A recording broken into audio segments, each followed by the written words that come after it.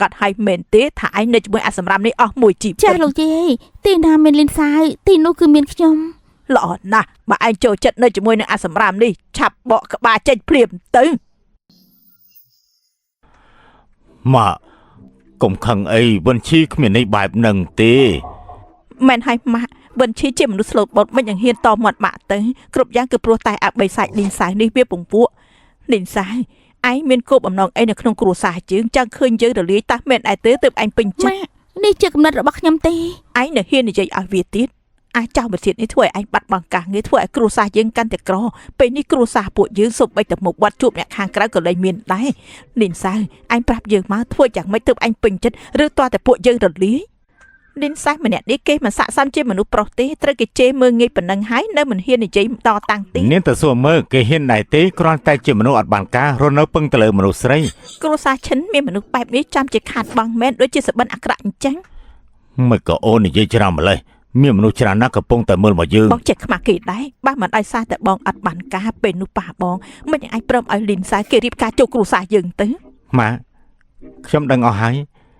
ការដែលខ្ញុំធ្វើឲ្យវិនឈីពិបាកច្រើនកុំបារម្ភអីខ្ញុំនឹងសងទៅនាងវិញទាំងអស់អាសម្រាប់ពេលនេះឯងនៅហ៊ាននិយាយអួតទៀតភាពក្លាហានស្អីទៅឬមួយក៏គេចង់អួតពីភាពក្រីក្ររបស់គេពិតជាសម្រាមមែនសពថ្ងៃនេះចិត្តស្មោះគឺវាស៊ីមិនកើតទេណាយល់ទេសៅជឺលិនសៅតែនឹងថាហេតុអីគ្រួសារឈិនទុកមុខឲ្យយើងដែរទេហ៎គឺដោយសារតែអញចិត្តស្មោះអត់ប្រយោជន៍ចិត្តស្មោះប្រាការមិនកើតវាគ្មានប្រយោជន៍អ្វីទាំងអស់គ្រាន់បើអ្នកណាឲ្យភាពក្លាហានឯងនិយាយពាក្យសម្ដីរបស់ឯងចង់ប្រៀបធៀបជាមួយនឹងយើងតើមែនទេក៏បានយើងឲ្យឯងមើលតែឯងមានសមត្ថភាពអីប្រៀបជាមួយនឹងយើងបានទៅ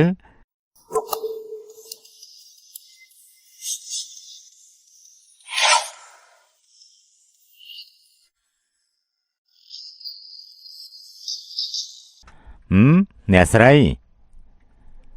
ខ្ញុំលើថាអ្នកស្រីពេញចិត្តគំនូរនៃទឹកខេរដូវខ្ញុំបានសុំឲ្យមនុស្សម្នាក់ទិញវាជាពិសេសឲ្យខ្ញុំជាគំនូរនៃទឹកខេរដូវភ្នំពូតាវជូនអ្នកស្រីទុកជាការជូនពរនឹងមានសុខភាពល្អគំនូរនីតិខេរដូវភ្នំពូតាវសូមមើលតិចមើលល្អណាស់ពិតជាគំនូរនីតិខេរដូវភ្នំពូតាវមែនសាអញពិតជាចិត្តទលាយមែនលោកយាយសាងសៅបានវាដៃលំបាត់ណាស់តម្លៃវានៅក្នុងទីផ្សារ30លានឯណោះលោកយាយ30លានគ្រាន់តែជាគំនូរមួយហ្នឹងមិនក៏ថ្លៃខ្លាំងម្ល៉េះនេះជាគំនូរនៃទេខេរដូវដែលស្ដេចគំរូភូតាស៊ឺគឺជាអ្នកបន្សល់ទុកដល់ចំនួននេះមានតែមួយគ្មានពីរទៅវាថ្លៃត្រឹមតែអំណោយតូចមួយរាប់លានទៅហើយពិតជាពិភពរបស់ទេវតាមែនអស្ចារ្យណាស់ខ្ញុំនិយាយត្រូវដែរទេសម្រាប់នឹងកូនអ្នកមានប្រៀបធៀបគ្នាយ៉ាងម៉េចទៅមិនអាចទេ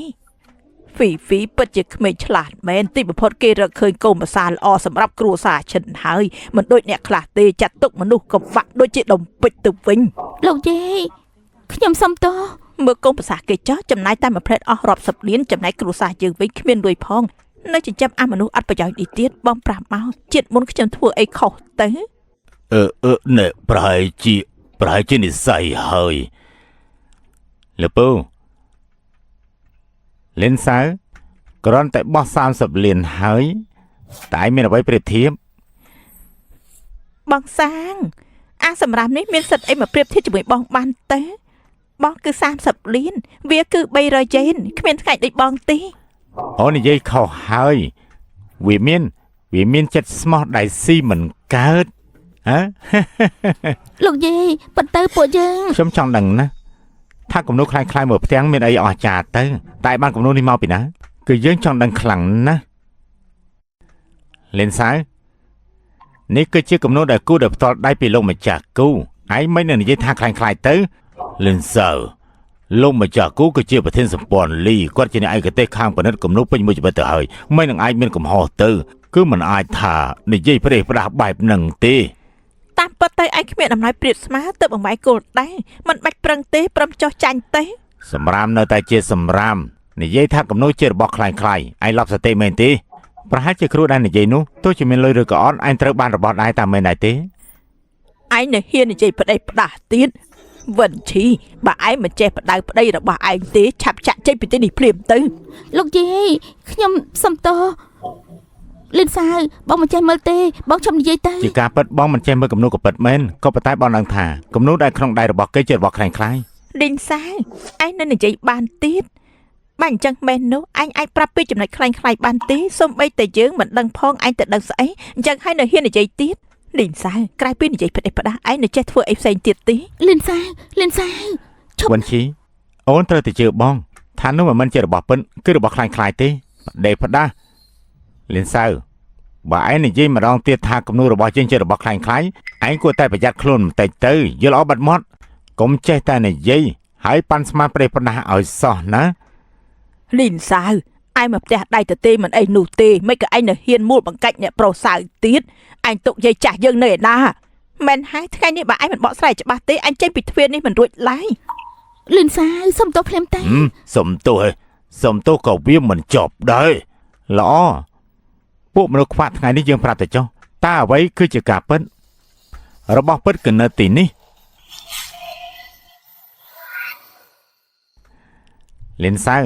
យើងស្មានតែអ្វីទៅឯងមានទំនុកចិត្តបែបនេះតាមពិតគឺកម្រងនេះសោះតែតាមពេលចិញ្ចាំថ្នល់មែនដែរទេតើវាមានតម្លៃប្រមាណយេនទៅហ៎មិនចម្លែកទេដែលគេនិយាយថាគំនូររបស់អ្នកប្រុសសាងសៅគឺជារបស់ខ្លាំងខ្លាយតាមពិតជាល្បិចរបស់គេសោះមើលទៅពិតជាខ្លាំងណាស់ឯងពិតជាគ្រាន់បើមែនណោះហ៊ាននិយាយបែបនេះទៅរួចចេះតែហាមកទៅកើត លីនសាវយើងចង់ឲ្យឯងមើលគំនូរដែលឯងនិយាយថាខ្លាំងខ្លាយជាមួយនឹងរបស់ឯងកុំឲ្យយើងទម្លាយការពិតរបស់ឯងឲ្យសោះនាំតែធ្វើឲ្យគេសាច់ចំអកនោះទេអាសម្រាមយករបស់តាមចិញ្ចាំថ្នល់មកហើយនៅហ៊ាននិយាយថាគំនូររបស់អ្នកប្រុសសាងជារបស់ខ្លាំងខ្លាយទៀតឆាប់សុំទោសអ្នកប្រុសសាងភ្លាមទៅឲ្យឆាប់ឡើងអញសាយស្អីថ្លង់មែនទេ ឆាប់សំទោសលោកយាយភ្លាមតែ គំនូររបស់គេពិតជាខ្លាំងខ្លាយហេតុអីក៏ត្រូវឲ្យខ្ញុំសុំទោស លិនសាវបង វិនឈីជឿបងមូលហេតុដែលលោកយាយយកច្រឡំសតទៅជាខ្មៅ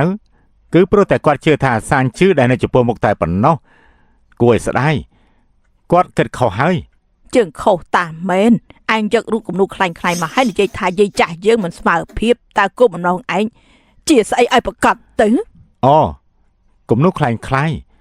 បើខ្ញុំនិយាយថាគំនូរមួយនេះគឺជាអំណោយដែលមកពីប្រធានលីយ៉ុងគឺជាអ្នកឲ្យវិញនោះតើលោកយាយនៅគិតថាជារបស់ខ្លាំងខ្លាយដែរទេឯងនិយាយថាគំនូរនេះគឺលោកប្រធានលីជាអ្នកឲ្យតាមមែនដែរទេហើយនៅហ៊ាននិយាយទៀតឯងមានសិទ្ធិអីនិយាយថាវាជាអំណោយរបស់ព្រះអង្គនោះបើសិនជាយើងចង់បានទោះជារបស់ស្ដេចក៏ដោយគឺយើងត្រូវតែយកឲ្យបានទាំងអស់គ្នាលើដែរទេអញ្ចឹងសូម្បីតែស្ដេចក៏យកប្រកេនឯងដោយផ្ទាល់ដែរតែមែនដែរទេហ៎ ឯងគិតថាឯងអស់ចាស់ណាស់ហ៎អាចចាត់ទុកគ្រប់គ្នាជារបស់លេង លិនសាវពួកយើងមិនអាចជួយបានទេបើសិនជាបងនៅតែនិយាយបែបនេះ វិនឈីបងមិនកុហកទេ អញ្ចឹងប្រាប់ពីមូលហេតុអីដែលលោកលីឲ្យរបស់មានតម្លៃឲ្យបង ព្រោះ បែប តែ វិនឈីកុំស្ដាប់គេនិយាយផ្ដេសផ្ដាស់ក្នុងខ្លួនគេពុះពេញដោយការកុហកវាកាន់តែធ្វើឲ្យគ្រួសារយើងបាក់មុខប៉ុណ្ណោះប្រាប់គេឲ្យចេញភ្លាមទៅលីនសាវយើងអាចឱកាសមួយទៀតបើសិនជាឯងសុំទោសដល់អ្នកប្រុសសាវមិនអញ្ចឹងត្រូវបណ្ដេញចេញពីគ្រួសារឈិនហើយ លោកប្រធានសម្ព័ន្ធលីលោកម្ចាស់គូបានមកដល់ហើយ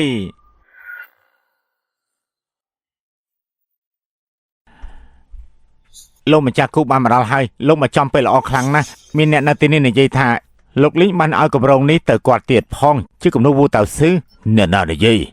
គឺអាម្នាក់នៅលើកៅអីរុញនោះគឺអាសម្រាមនឹងហើយលិនសៅពេលនេះលោកម្ចាស់លីប្រធានផ្នែកវាយតម្លៃគំនូរបានមកដល់ហើយឯងនៅហ៊ាននិយាយទៀតដែរទេថាគំនូរនេះ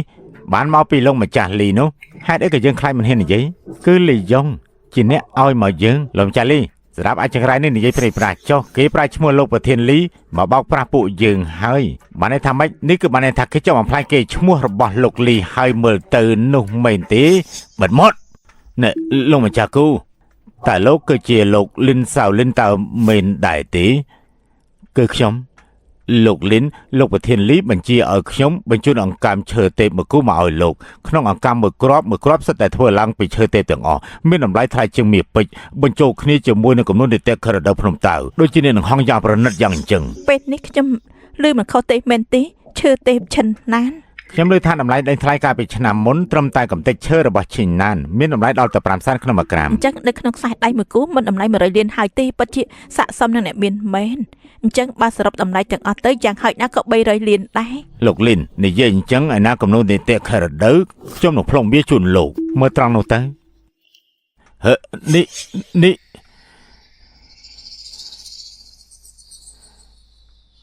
នេះលោកលីនហេតុអីក៏ហែកវាចោលមិនក៏លោកធ្វើបែបនេះអញ្ចឹង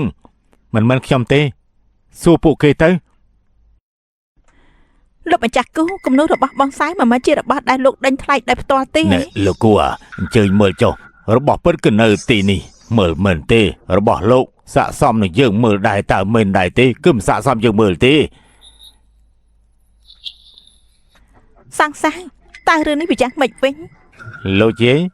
គំនូរនេះពិតជារបស់លោកប្រធានលីមែនហើយ